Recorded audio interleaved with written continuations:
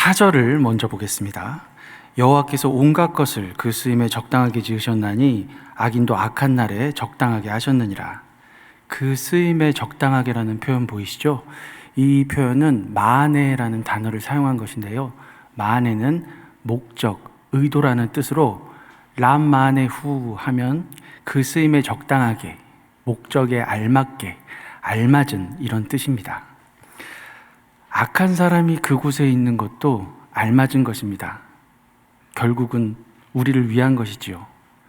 내가 무엇을 깨달아야 하든지, 아니면 나 자신을 돌아봐야 하든지, 인내를 배워야 하든지, 무엇을 하든지 우리를 위한 하나님의 섭리라는 것입니다. 1절을 보겠습니다. 마음의 경영은 사람에게 있어도 말의 응답은 여호와께로부터 나오느니라. 유명한 구절이죠.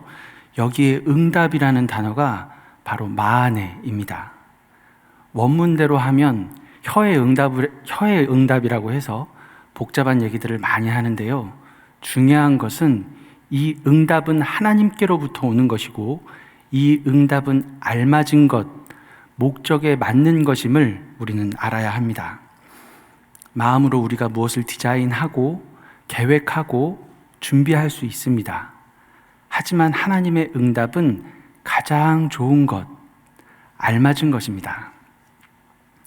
우리의 생각대로 응답을 받지 못하는 것은 사실은 우리가 원하는 것이 베스트가 아닌 것이죠. 나는 이것을 원했는데 하나님께서 저것을 주신다면 저것이 훨씬 좋은 것입니다. 나는 좀 싫지만 말이죠. 2절은 일단 넘어가고 3절을 보겠습니다. 너의 행사를 여호와께 맡기라. 그리하면 내가 경영하는 것이 이루어지리라. 너의 행사를 여호와께 맡기라는 말은 너의 행사, 너의 일들을 여호와께 굴리라는 것입니다. 돌을 굴리는 것처럼 굴리라는 것이지요. 이것은 너의 일들을 하나님께 떠넘기면 내가 소망하는 모든 것들을 이룬다, 이런 말이 아닙니다. 그 일이 무슨 일이든지 하나님께 맡겼더니 내 뜻이 아니라 하나님께서 기뻐하시는 뜻대로 처분하시면 어떡하죠? 여러분 지금 제 얘기 듣고 계십니까? 어떡하죠? 내가 하나님께 맡겼더니 내가 원하는 것이 아니라 하나님께서 기뻐하시는 뜻대로 내 의지와 아무 상관없이 그렇게 처분하시면 어떡하느냐고요. 어떡하긴 뭘 어떡합니까? 함께 기뻐해야죠. 그렇게 마음 먹어야죠. 그래야 우리의 마음이 평안해질 수 있지 않겠습니까? 이것이 바로 세상이 줄 수 없는 하늘의 평안을 누리는 비결입니다. 하나님을 신뢰하는 것이죠. 이제 2절을 볼까요? 사람의 행위가 자기 보기에는 모두 깨끗하여도 여호와는 심령을 감찰하시느니라. 이 구절은 판단력에 대한 이야기이기도 합니다. 우리의 판단력은 신뢰할 수 없다. 하나님의 판단만이 신뢰할 수 있다. 이런 말이죠. 나는 내가 깨끗한 것 같은데 하나님은 내가 더럽다고 하시면 아마도 우리는 내 판단이 옳다고 고집을 부리고 싶을 것 같습니다. 하지만 이렇게 고집을 부리면 성경이 말하는 전형적인 교만하고 미련한 자가 되어버립니다. 5절이 되어버리는 것이죠. 무릇 마음이 교만한 자를 여호와께서 미워하시나니 피차 손을 잡을지라도 벌을 면하지 못하리라. 5절의 이 교만한 사람은 1절부터 4절까지를 전부 무시합니다. 하나님의 뜻보다도 하나님의 판단보다도 내 판단이 옳다고 믿기 때문입니다.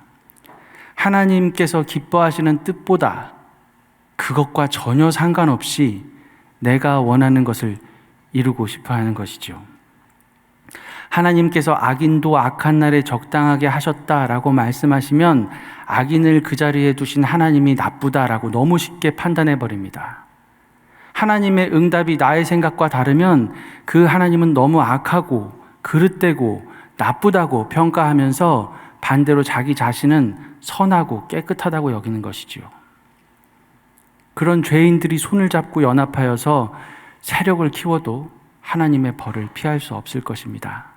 그런데 안타까운 것은 이 악인들이 우리들일 수도 있다는 너무 안타까운 사실입니다. 그래서 하나님께서는 우리로 하여금 이 죄사함을 받는 방법, 죄를 속하는 그 해결책을 말씀해 주십니다. 바로 6절입니다.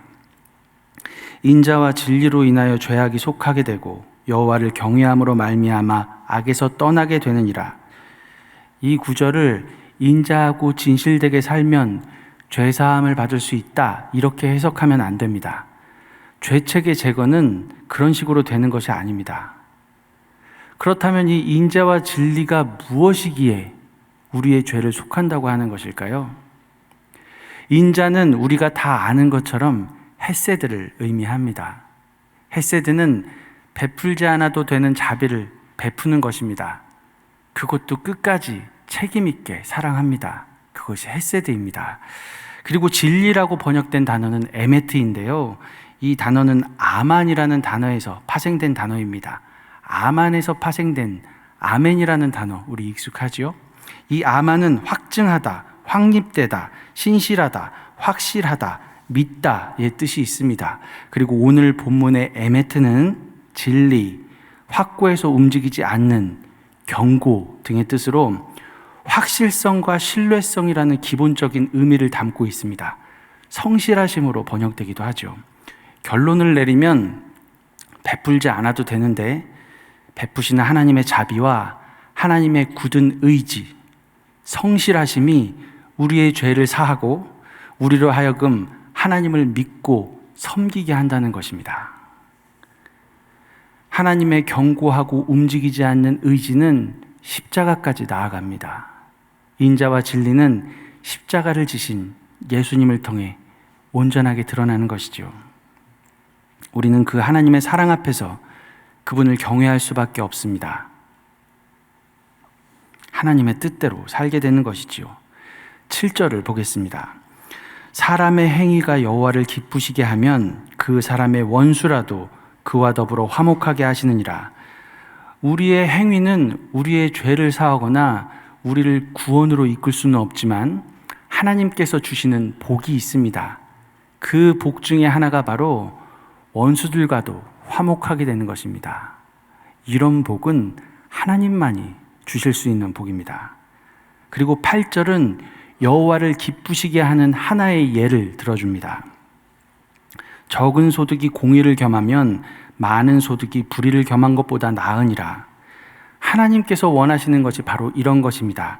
하나님을 대신할 수 있을 것 같은 돈이 아니라 하나님을 선택할 줄 아는 것이죠. 그리고 마지막으로 9절입니다. 사람이 마음으로 자기의 길을 계획할지라도 그의 걸음을 인도하시는 이는 여호와시니라. 하나님께서는 결국 우리가 하나님을 경외하는 길로 인도해 주실 것입니다. 우리가 하나님을 마음껏 찬양할 수 있는 길로 인도해 주실 것입니다. 하나님의 뜻이 하늘에서 이루어진 것처럼 우리 각자의 삶 속에서 이루어지는 그 아름다운 과정을 여러분 모두 경험하시기를 우리 주님의 이름으로 축복합니다.